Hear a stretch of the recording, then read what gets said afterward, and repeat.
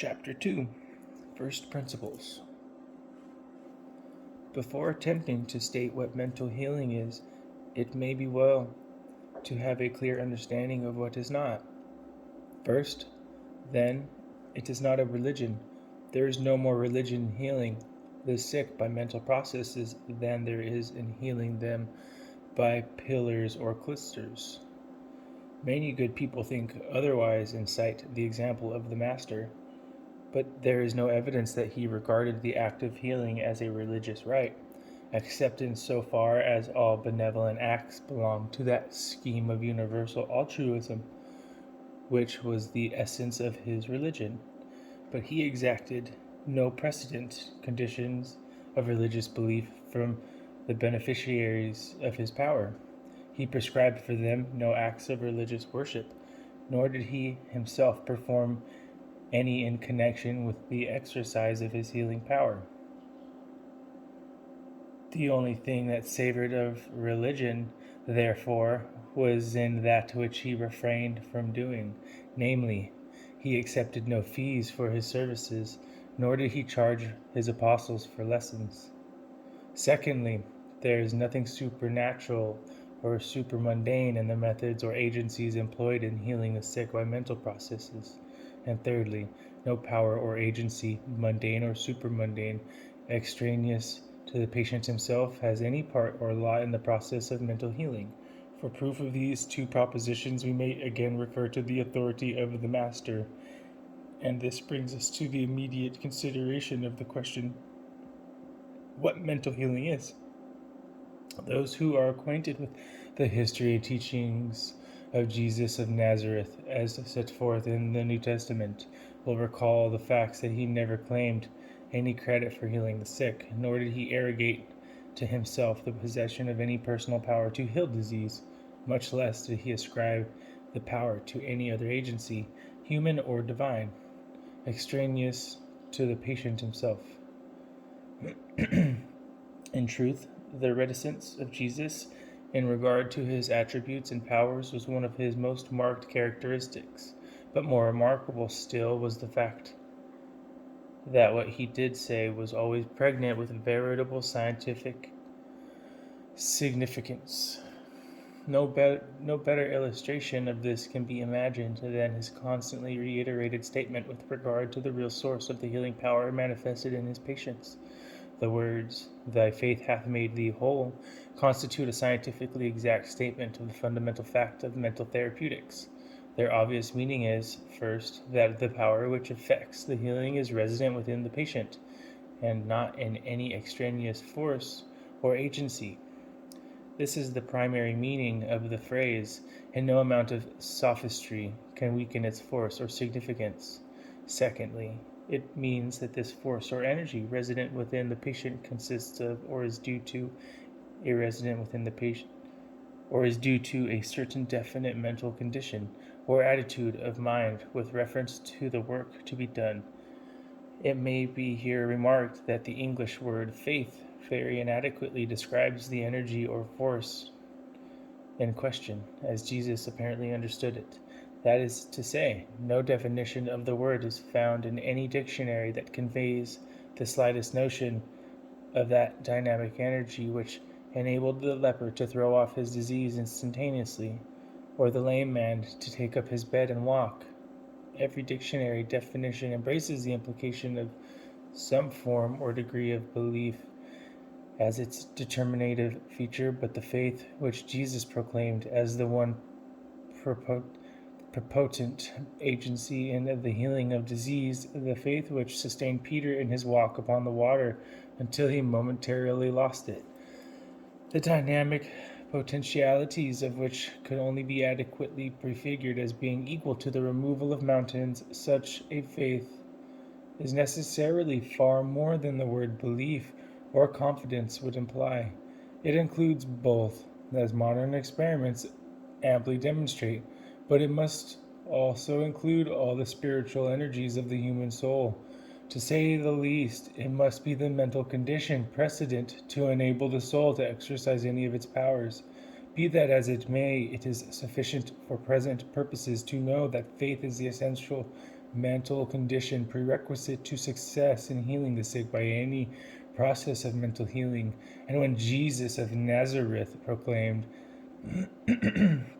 that pregnant fact, he anticipated the inductions of modern science by 1900 years. How he came into possession of such an exact knowledge of the fundamental law of mental healing is not a pertinent subject of discussion in this connection.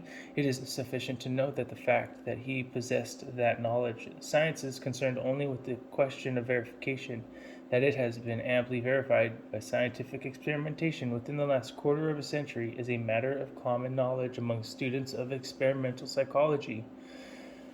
The nature of the experiments and their evidential value will be shown hereafter. In the meantime, we must assume provisionally that a certain definite attitude of mind on the part of the patient is essential to success in mental healing, and that that attitude of mind is best defined by the word faith.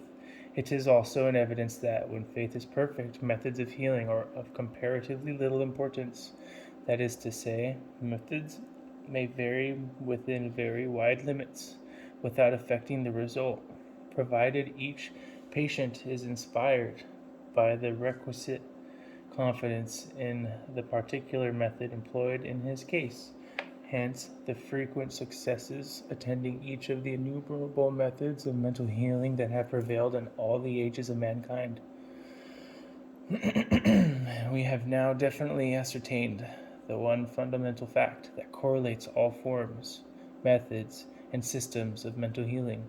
That is, we know the mental condition that must be induced in all cases and under all systems before mental healing becomes possible. We know that even the Master could not dispense with those conditions, for we are told he could not do many wonderful works among the people of his own village because of their unbelief. It follows that the essential thing for the healer to know is how to induce that condition in his patients. Indeed, it may be said that the whole art of mental healing consists in knowing how best to control the patient's mind in that direction. Of course, there are as many ways of doing it as there are mental healers, and they are all more or less effective, as I have already stated. This is not, however, the place to discuss the various methods in vogue. My present purpose is to point out the underlying psychological principles involved in all methods, and incidentally to show that when those principles are once comprehended, the law of mental medicine will be found to be, like all of nature's laws, simple to the last degree, and far removed from the realms of mysticism and superstition. That, for instance, which is of primary importance, namely the induction of the essential condition of faith in the mind of the patient, will be found to be surprisingly easy of accomplishment. At the outset, I owe an apology to many of my readers, for that I shall be compelled in this chapter to repeat the substance of much that has been already set forth more at length in my former works.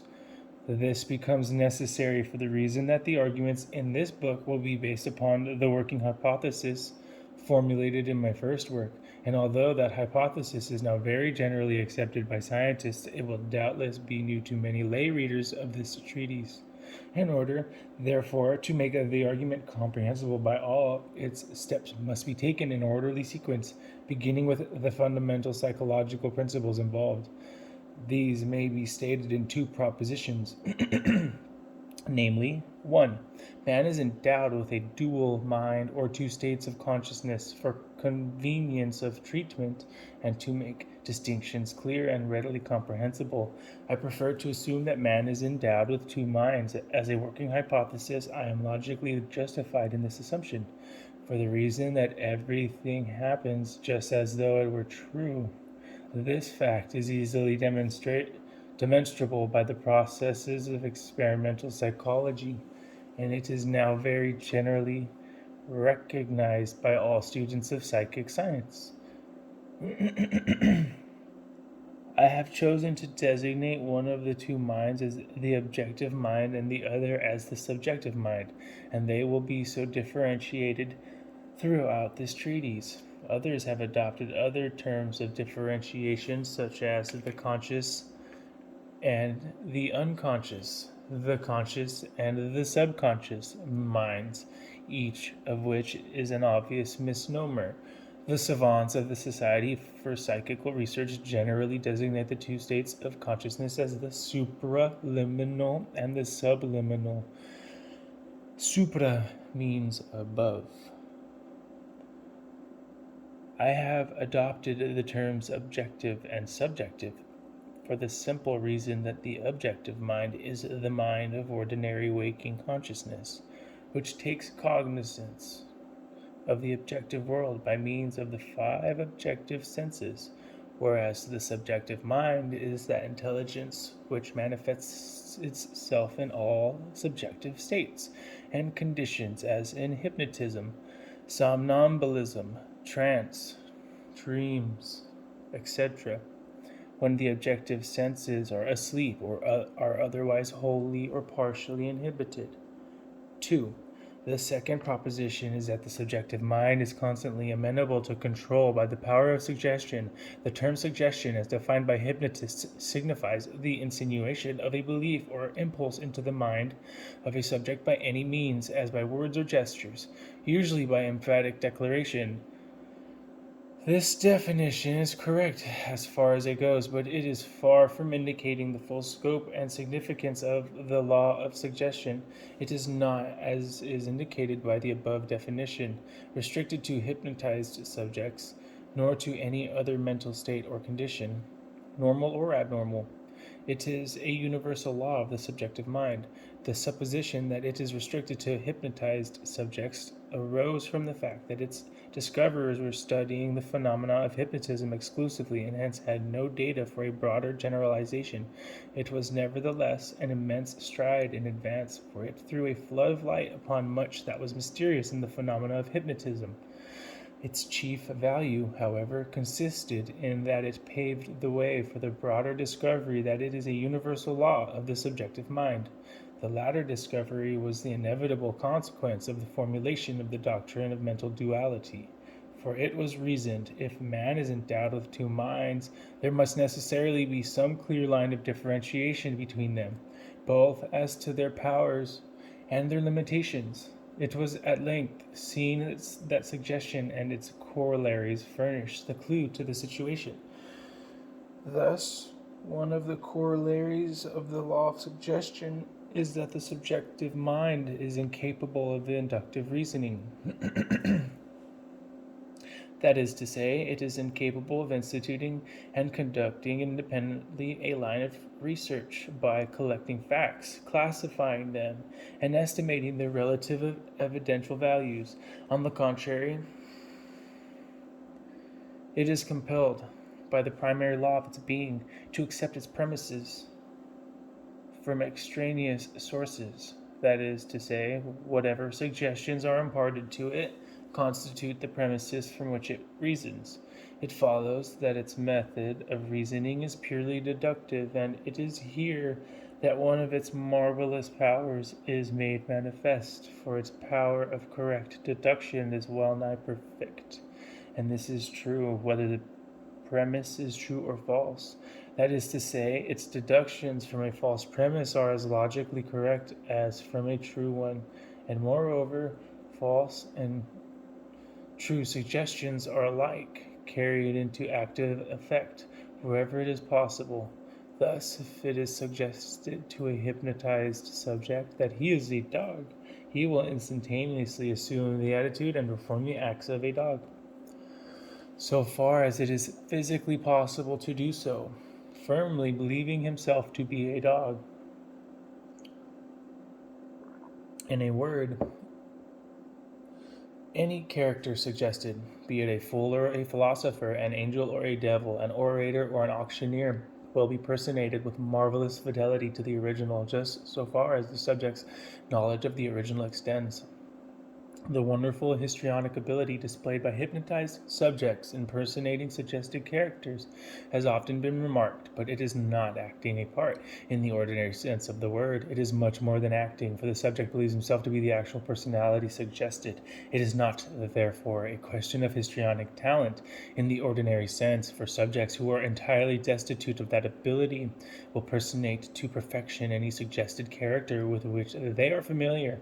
It is a common observation that excellence in the histrionic art is proportioned in each case to the actor's ability to forget his own personality and to identify himself with that of the character which he seeks to portray.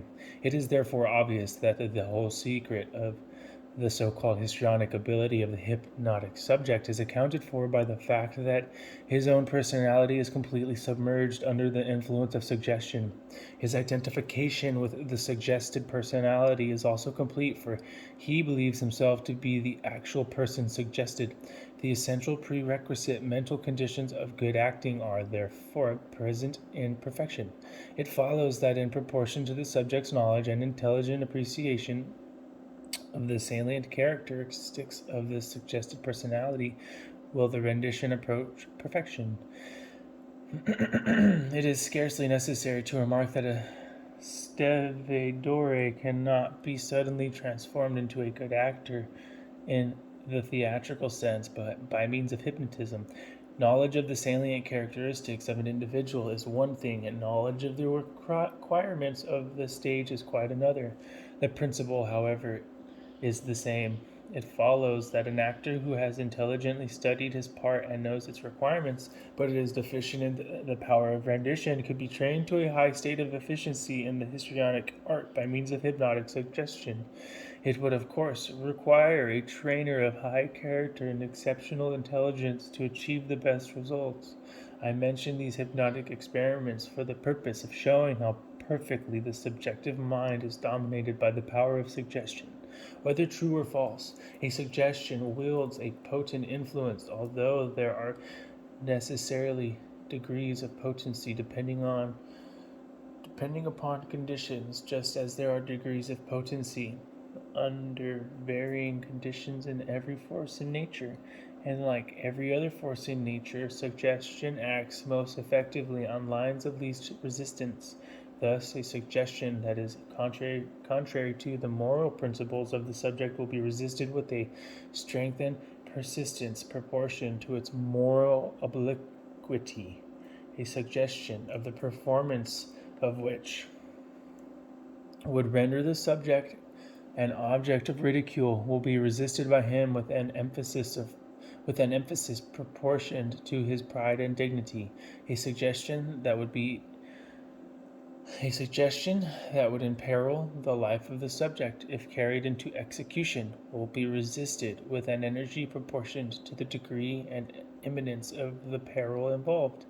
These do not constitute exceptions to the law of suggestion, for on the contrary, they serve to illustrate its universality.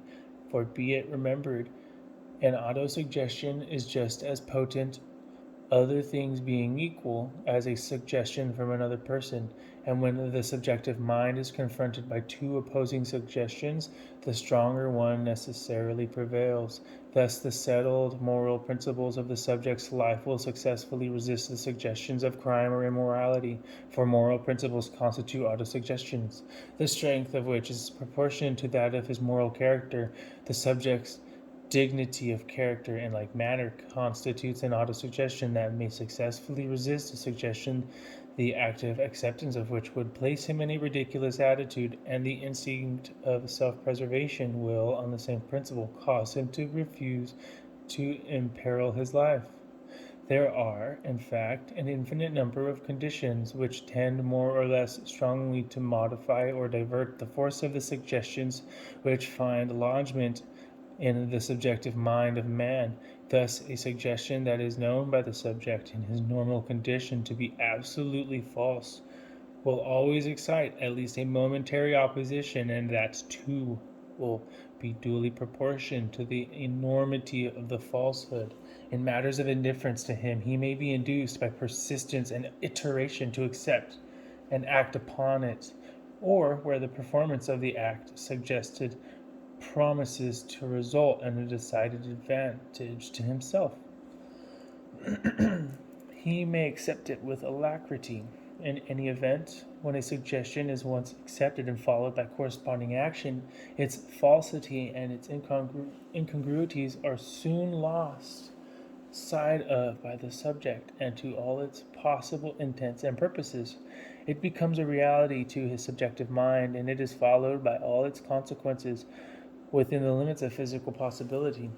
Practical illustrations of this are often seen in certain systems of mental therapeutics, where the patient is told that if he will consent to believe certain things that he knows to be untrue and to the last degree absurd and impossible, his faith will be speedily followed by restored health. Resistance to such a suggestion is, of course, instantaneous, and it is prolonged in proportion to the patient's intelligence. Nevertheless, many marvelous cures have resulted under suggestions that to the alienist clearly reveal their origin in a pathological condition of the mind of their inventor. It will now be seen that the effectiveness of suggestions is not dependent upon the induction of the hypnotic condition, for under the system to which allusion has been made, that condition is never induced, that is, in the sense in which hypnosis is commonly understood. That is to say, the condition of hypnotic sleep is never induced. Passivity of mind and body is all that is required of the patients, which, as we shall see later on, is the equivalent of hypnosis for therapeutic purposes. The points to be observed and remembered in connection with the foregoing are the following. Number 1. The subjective mind is constantly amenable to control by suggestion without reference to the state or condition of the objective mind. Number 2. Suggestions operate most effectively on lines of least resistance. Number 3. Resistance to suggestions from extraneous sources arises from autosuggestions having their origin in various emotions, such as the primordial instincts, as of self-preservation, love of offspring, etc., settled moral principles, sensitiveness to ridicule, fixed habits of thought, or love of scientific truth. This includes resistance to suggestions which are in obvious contravention of reason, experience of the evidence of the senses. Number 4. Resistance to the last named suggestions is proportioned to the intelligence of the subject, and hence it is often overcome by persistence, especially when accompanied by promises of resultant benefits, as in certain methods of mental healing. It follows that while the faith that is required to make therapeutic suggestions effective is primarily the faith of the subjective mind, nevertheless, suggestions are most potent when they are not antagonized by any resistance whatever, either intellectual or emotional. Hence, it is that suggestions, which are based upon scientific truth, other things being equal, are necessarily the most potent in their influence and permanent in their effects. As in all the other relations of human life, truth is mightier than error or falsehood, and it is the condition precedent to all permanent good. Having now briefly outlined the salient points pertaining to the first two fundamental psychological propositions, it remains to add a third term to complete a working hypothesis. For the systematic study of mental medicine, the third term, or proposition, therefore, is that the subjective mind is the power that controls the functions, sensations, and conditions of the body. I need not dwell at length upon this proposition here, as its truth will more fully appear as we proceed in subsequent chapters. No scientist will deny the existence within us of a central intelligence which controls the bodily functions and through the sympathetic nervous system actuates the involuntary muscles and keeps the bodily machinery in motion, nor will the most pronounced materialist deny that this central intelligence is the controlling energy which regulates the action of each of the myriad cellular entities of which the whole body is composed. It matters not how we may designate it or what our theories may be as to its origin and destiny. It exists. Whether we call it the principle of life, the abdominal brain, the communal soul, the subliminal consciousness, or the subjective mind, it exists, and it controls the bodily functions in health and disease, and in turn is controllable by the subtle power of suggestion. We have then in three propositions, each of which is demonstrable by experimentation, a complete working hypothesis for the systematic study and practice of mental therapeutics. They may be restated and grouped in systematic order as follows. 1. Man is endowed with a dual mind, objective and subjective. 2. The subjective mind controls the functions, sensations, and conditions of the body. 3. The subjective mind is amenable to control by suggestion.